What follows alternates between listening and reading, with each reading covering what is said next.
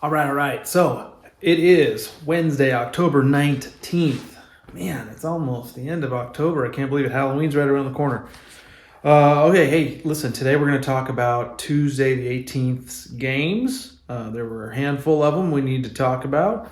We're going to talk about what's on tap today. There's only 3 games on tap today for Wednesday. And a couple other NHL news type issues we'll cover. And then I want to just talk about some struggling teams.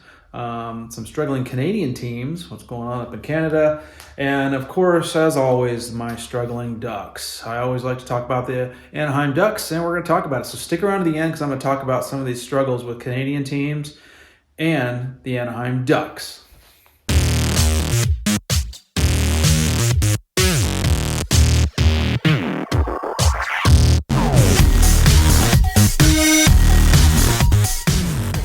Okay, guys, so let's talk about the scores from yesterday on Tuesday, the 18th. So there was a handful of games, so let's just dive right into them. The Boston and Ottawa Senators game. Now, what a game that was. There was 12 goals scored between the two teams. The final score of this game was Ottawa 7, Boston 5. That's a heck of a game right there. Swayman, well, for Boston, they got lit up pretty good, right? So goaltending-wise, they had Swayman in net. He's had 19 saves on 25 shots. They relieved him with Linus Ullmark. He made 5 saves on 6 shots, so he only allowed the 1 goal. But on the other side, for the Sens, Forsberg was in net. Obviously, he didn't do that great either. He got lit up pretty good. And he had 29 saves on 34 shots. So quite the shooting fest for them. Lots of goals. You like to see goals, right? Especially when it's your team scoring them. Listen, for Boston, they're off to a great start. They did lose their first game last night against the Sens. It is what it is. It's going to happen eventually, right? But they're still off to a great start. They still put 5 goals up on the board. So just some notable stats from that one. Patrice Bergeron had a goal and 2 assists. Krejci had a goal, and Pasternak had a goal and 2 assists as well. On the Sens side of things, they had 7 goal scorers. Not one of their players that scored some goals had a multi-goal game. They're all individual scorers. So a couple of them, notable names, Stützle, Giroux, and Brady Tkachuk all had a goal in that one. So big score on that one. 7-5 Sens over the Boston Bruins. So another one, and we'll talk a little bit more about Vancouver and later on in the video, but the Blue Jackets beat the Vancouver Canucks. So the Vancouver Canucks have lost again. This time it was in overtime, so they got a point out of the game. But Blue Jackets ended up beating them 4-3. Gaudreau had a goal and an assist in that one. Merzlikins, their Jackets goalie, 32 saves on 35 shots. And for the Canucks, they played the night before, I believe, so they had their backup in there, 29 saves on 33 shots for Martin. And then Horvat had a couple of goals for the Canucks in that one.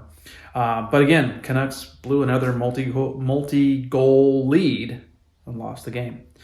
Again. What's going on in Vancouver?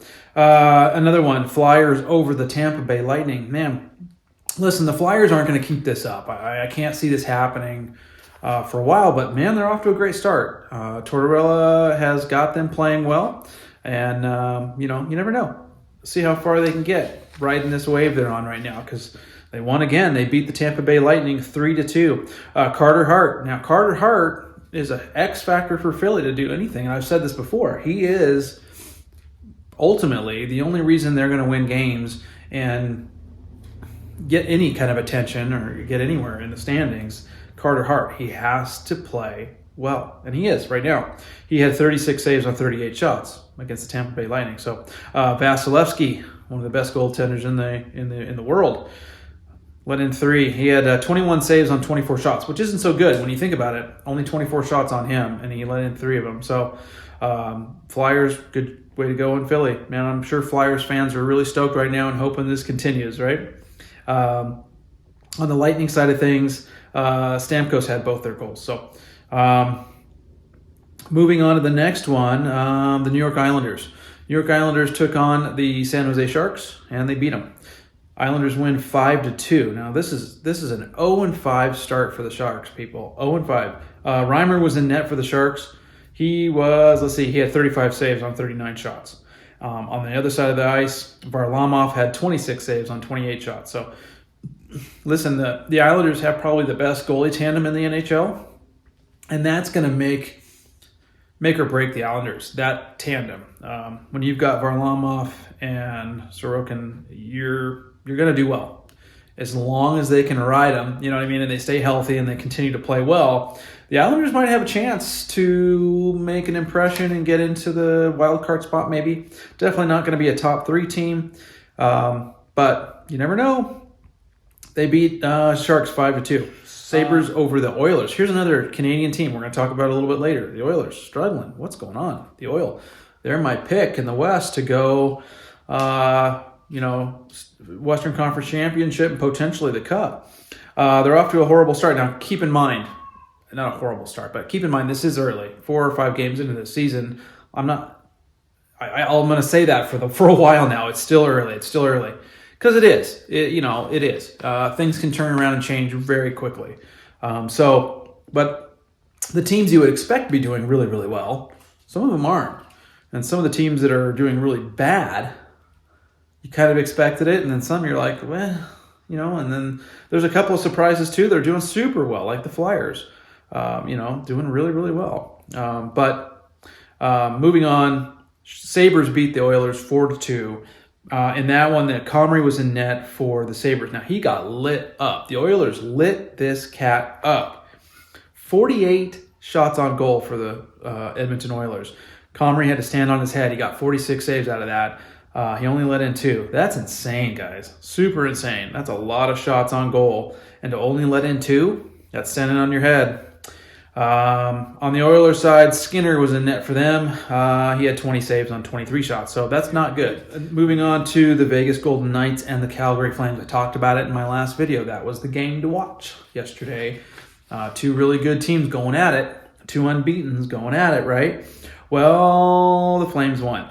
They won 3-2, so it was a really good game. Thompson was in net for Vegas. He got hit pretty hard with shots.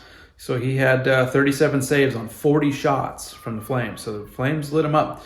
So Thompson is showing that he is capable, right? Let's see how long it'll take before he crumbles or falters. But as of right now, Thompson is the number 1 guy in Vegas, and he is taking advantage of that and doing a good job.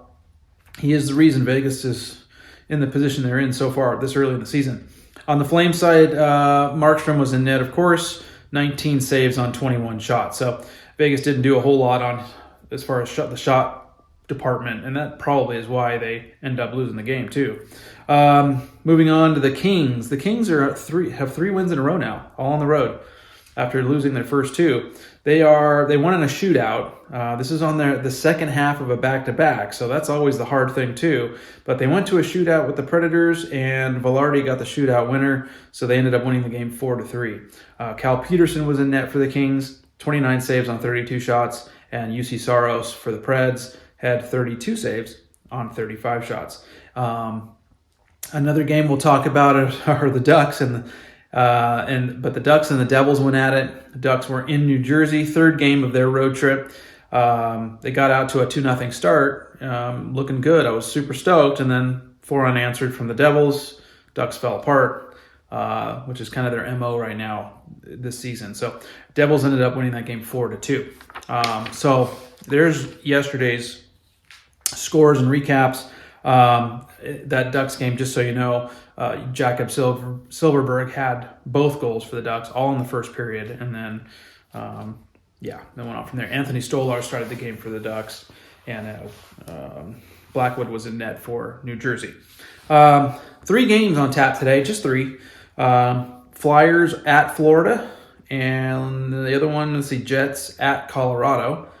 And the Blues are in Seattle. So that will be my game right there. I'd like to see that one. Blues and Seattle. Seattle's not doing so hot. They got off to a good start, and now they're kind of stumbling. They've gotten beat pretty bad in their barn, so that's not good.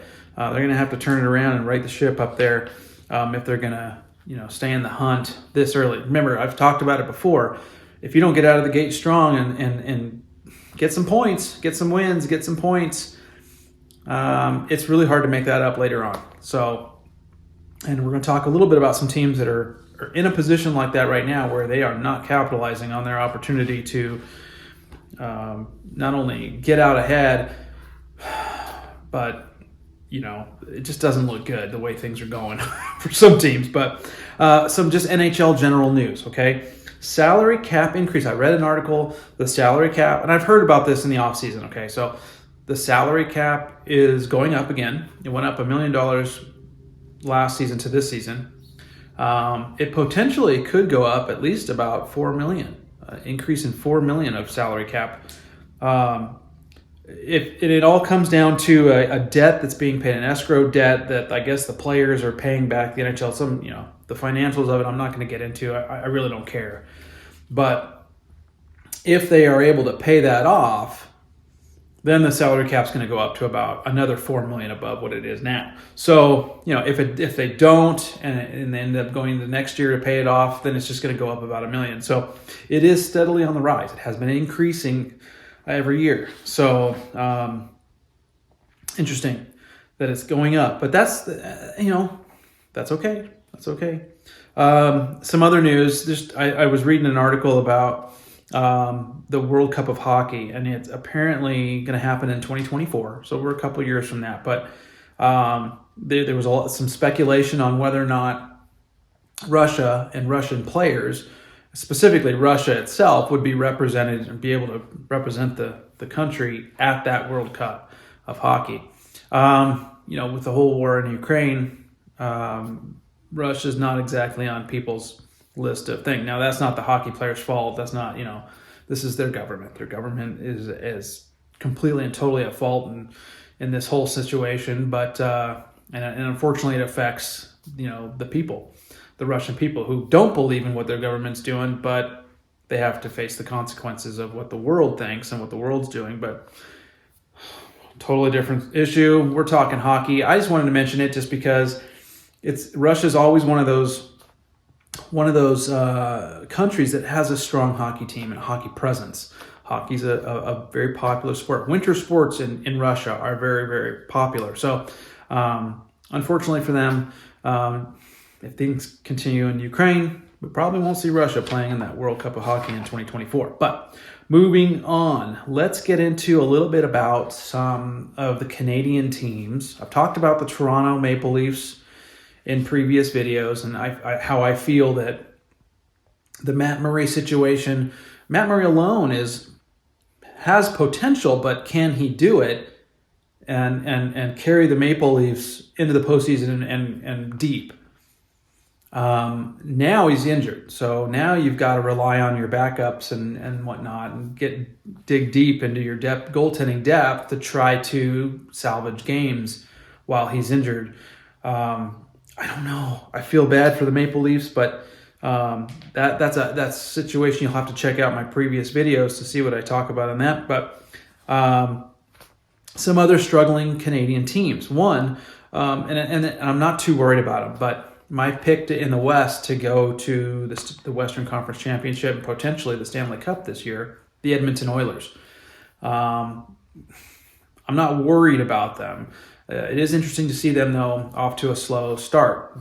They brought in Campbell for goaltending purposes to shore up that goaltending, which has always been an issue in history for the Edmonton's goaltending history past, if you will, not being solidified in a good, true number one. You know what I mean? They just haven't had that true number one and stick with the team for several years. So, that was the idea by bringing Campbell in, but so far, it's just not happening yet. Now it's early. It's early. You got two of the best players in the NHL in the world playing on one team, one line. They will be okay. It's just interesting to see that they're not gelling quite yet like you would expect the Edmonton Oilers to do, to be at least. So Edmonton Oilers, keep an eye on them, everybody. Edmonton fans, I'm not too worried, and I don't want you guys to worry. You guys will be fine. Be absolutely fine. Things will get going. I know it. So, but off to a slow start in Edmonton. Here's one that's surprising but interesting, and I wanted to talk about it, of course, the Vancouver Canucks. The Vancouver Canucks, again, I talked about it briefly in my last video. They lost again. Now this time they finally got a point because it was in overtime, but they had a 2-goal lead. They got the first 2 goals, and they just let it get away from them. Columbus came storming back, tied it up, sent it to overtime, and ended up winning it. What is going on? It reminds me a little bit about what the Ducks are going through right now, but Bruce Boudreau's teams typically don't do this. Bruce Boudreau teams are usually pretty solid in the regular season. I don't think Boudreau is to blame, because the goal scoring is there. The goaltending's not quite what it needs to be yet, because they're allowing too many. They're letting the comeback come. Other teams come back and win, and so it's a combination of things. It's almost kind of like a Ducks scenario. The Ducks are going through a similar situation right now, where it seems like maybe in Vancouver they're getting out to a lead, that things are going well, and then they just stop skating. The defense breaks down. A lot of breakdowns on the ice. Things, goaltending is not where it needs to be yet. So here, the reason I want to touch on it is because Vancouver, it's a passionate fan base in Vancouver. Okay, any Canadian team really, but Vancouver,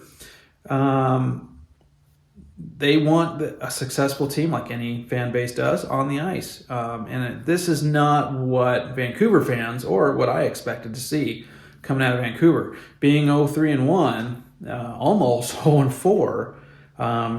That's not good. And when we talk about getting out to a good start, this is not how you do it. Obviously, you want to get those points early when you can, and get out to a decent amount.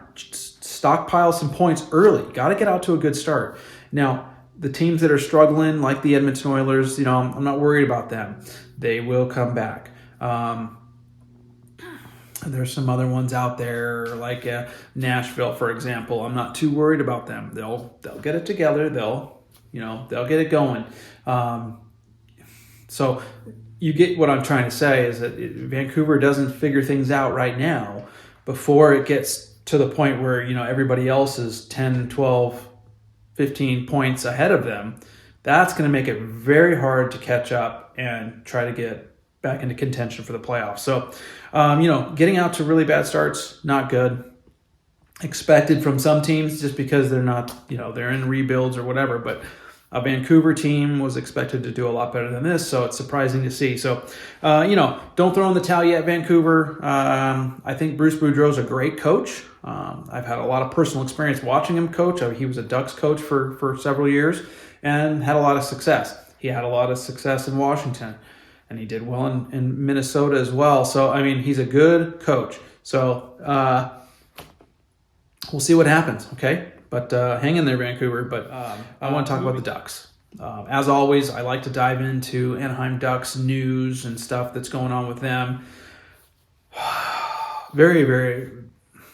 I don't even know how to say it anymore, because I watch these games, and again, it is early. It's only 4 games in. But it's really hard to watch. Last night's game against the Devils, in my eyes, I'm looking at this going, okay, this is the second game of a back-to-back. Already a tough thing to do, to come out and win. But New Jersey's not the greatest of teams. Let's just put it out there. They're good, but they're not, some juggernaut. So the Ducks have an opportunity here. They had an opportunity last night to go 2-2, get an even record, and salvage a little bit of this road trip, get another 2 points in the bag. They've played so bad in the last couple games. They get into Jersey. They start off. Silverberg scores the 2 goals in the first period. By the way, Jakob Silverberg was scratched the previous game in New York. So here he is. He's back in the lineup. Scores 2 goals in the first. It's like, okay, here we go. Looking good. And then they disappeared. Absolutely, completely fell apart. Defensive breakdowns, giveaways, you name it. It was like we're the same story as the previous 2 games where they got beat. Outshot horribly again. The shot total last night for the Ducks and the Jersey Devils. New Jersey outshot them 41-20. 41-20. Are you kidding me? I mean, how do you look yourself in the bloody mirror and go, oh yeah, oh, no, that is horrible. And this is happening on a nightly basis now. I don't know, man, but again, I've talked about it, coaching. So 41 to 20 the shots category. Their power play hasn't been horrible this year so far. It's the penalty kill that's been really, really bad. But last night they killed all the penalties that they took, and all the power plays that New Jersey had, they were killed off by the Ducks. The Ducks were 0-4 on the power play. So there's a little bit of an X factor. You go 0-4 on the power play, and you get outshot badly, you're going to lose a game. I mean, you're going to lose, right? There were a couple of opportunities the Ducks had that could have easily pushed us over the hump, and maybe we would have won that game. Adam Henrique had a breakaway, and he beat the goaltender, Blackwood. It just slid through his legs and hit the post. So that would have made it 3-0 Ducks, and I think that would have changed the aspect of the game completely. If the Ducks had gone up 3-0, not just the 2-0, that would have changed things quite a bit. Either way, he missed, and there you go. They were out-hit again, okay? I've talked about this before. The Ducks, they, in years past, have always been even or out-hit the opponent. They're turning the puck over. There's lots of giveaways and turnovers, and it's like, well, I see passes where I'm like, why did you even do that? I mean, I yell at the TV, guys. You should see me. It's funny. But I'm very passionate, especially about the Anaheim Ducks. That's my team. And to see certain things happening out there consistently over and over again, it's like, you guys, how many times do we have to do this? Get your stuff together. Turning the puck over way too much. Just outplayed in every way. Puck battles. At one point, obviously the Ducks took a 2-0 lead and things were going their way, and then it switched. The momentum's completely switched to the New Jersey Devils way, and they ramped it up, and it looked like the Ducks were just running around in their zone, watching them skate and watching them pass. It's like, go get the puck. Go get it. Go get it. Pressure that player, make him turn it over, and force him to turn it over, and get your butt down there and score. Create something out of that, and they're just, you don't see it. They're just kind of skating in circles, watching the other team pass it around, and then eventually they get tired and the other team scores. It's absolutely sad, is what it is. Ducks fans, you need to get on board with this, and we need to start doing the whole Dallas Eakins needs to go movement, if you will. And I talk about taking advantage of standings and teams that aren't doing well, and making sure that you get yourself out ahead of these teams and put a good cushion between you and them in points. And it's early, and you got to get out there and do this, right? So a team like the New Jersey Devils, you need to take advantage of this team. They're not the New York Rangers. They don't have the goaltending the Islanders have. You need to go out and just beat them, flat out. Beat them. Okay? And they didn't. They failed again. Teams like the San Jose Sharks, Pacific Division, right? 0-5. Okay? The Ducks need to get those points to separate themselves from a team like that. The Canucks are off to a bad start. You need to get the points. Separate yourselves from Minnesota still hasn't won a game. Get the points. Separate yourselves. Even though they're in the Central, it's still a team you're going to have to deal with at some point if you want to be a contender, right? So put yourself out there, get the points. They're just not doing it. Both those three teams I just mentioned, though, San Jose Canucks and Minnesota, are still looking for their first win of the year, by the way. Very unusual that they haven't even gotten a win yet. But anyway, so defense looks like crap. Ducks need to shore up their defense, eliminate the shots on goal that they're getting. They need to be limiting teams between 20 and 30 shots on goal and getting 30 to 40 themselves. That would change things dramatically. The Ducks know how to capitalize on their opportunities. They've proven that. They just don't generate the opportunities enough to put pucks in the net. They put 4 up on New York, and they capitalize on those. That was, that they just need to do that more often. And on the defensive side, I don't know. They need to make some major changes. I don't know what's going on there, but this is a defense that, in my opinion, should not be allowing 40 shots on goal a night. I mean, it's just absolutely insane to me. But look, I'm a firm believer in Dallas Eakins right now as the Anaheim head coach needs to go. Talked about it before. I'll say it again. Dallas has to go. And there you go. Okay. Ducks players need to own it up, start playing, start winning those battles, start shooting the puck. Okay. And stop letting the other team come down and walk all over you. It's ridiculous. And Dallas Eakins has to go. It's just time. It's time. Look, hey guys, thanks for watching. Subscribe. Most people that come and view my videos don't subscribe. Please go down and subscribe. Get involved. Comment. I respond to comments the very next day. As soon as I know they're there, I shoot them back. I've been getting a lot more of those lately, and it's really nice. So subscribe, like the video. I'm always putting up content almost on a daily, so stay tuned. More to come. Thanks for watching, guys. Appreciate it.